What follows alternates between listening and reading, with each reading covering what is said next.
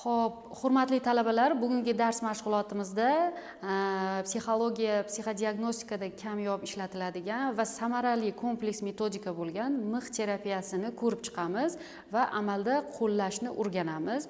Demak, nazariy tomondan bu terapiya asosan qo'rquv ildizini topish va harakat orqali o'ziga ishonchni oshirishda ham samarali hisoblanadi.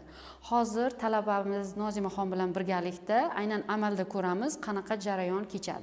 Bu terapiyani boshlashdan oldin mutaxassis sifatida siz bilishingiz kerakki, demak, mijozingizga nisbatan o'sha eski alamzadalik, eski xafagarchiliklar, kechira olmaslik holatlari, o'ziga nisbatan ishonchning pastligi holatlarida aynan siz tavsiya qila olasiz va unga, demak, oyoqlarni qo'yishdan oldin unga barcha eskigina qudratlarni boricha qabul qilish, insonlarni tushunish, anglash, o'zini hurmat qilish kabi holatlarni eslatib o'tasiz va insonni shu holatga tushirib olasiz.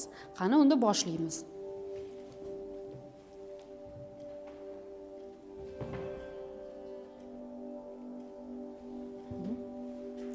Demak, ko'zlarimizni yumamiz.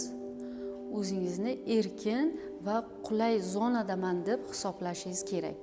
Va aynan kimdandir xafa bo'lgan bo'lsangiz yoki kimdandir ranjigan holatingiz, esdan chiqara olmaydigan holatlar bo'lsa, barchasini unutishga ayni mavrid va bu orqali siz butunlayga eskigina qudratlarni, demak, adovatlarni butunlay qo'yib yuborish orqali siz ulardan xalos bo'lasiz.